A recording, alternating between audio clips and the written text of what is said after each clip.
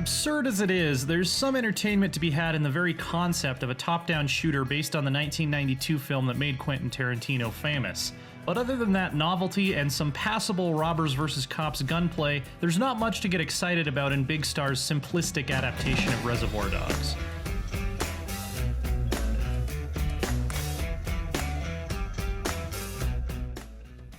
Reservoir Dogs Bloody Days puts you in charge of the crew from the live-action Reservoir Dogs, sort of. Likeness rights were obviously not secured with the name, as Harvey Keitel's Mr. White is really the only character that bears any resemblance to his silver screen counterpart.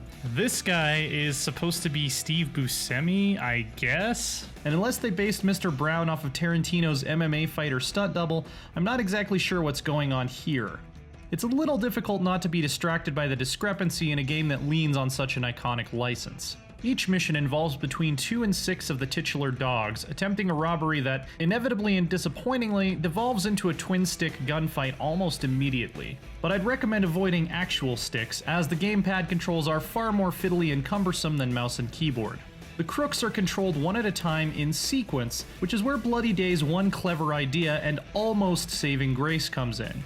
You move and shoot through an area as the first character, then rewind time and take over as the second, while the original character follows the script you previously set for them. This is a really cool idea. It's an attempt to do something different and a play on the film's non-linear structure. It lets you set up some exciting combos and clear groups of enemies in staccato coordination that would be impossible to pull off alone. But it doesn't quite live up to the concept in practice. One character's actions can change enemy behavior and invalidate the actions of your former self by, for instance, luring a foe out of what was originally a clear line of fire and throwing off the whole operation. It became cumbersome and unpredictable just as often as it allowed me to execute an awesome synchronized bloodbath.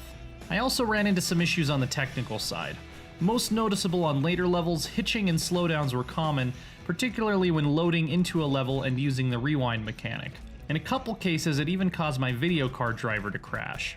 I'd be cautious trying to run Bloody Days on a lower-end system, even though it looks fairly unintimidating in the graphics department. For more top-down action, check out our reviews of The Binding of Isaac Afterbirth Plus, Super Bomberman R, and Shadow Tactics: Blades of the Shogun.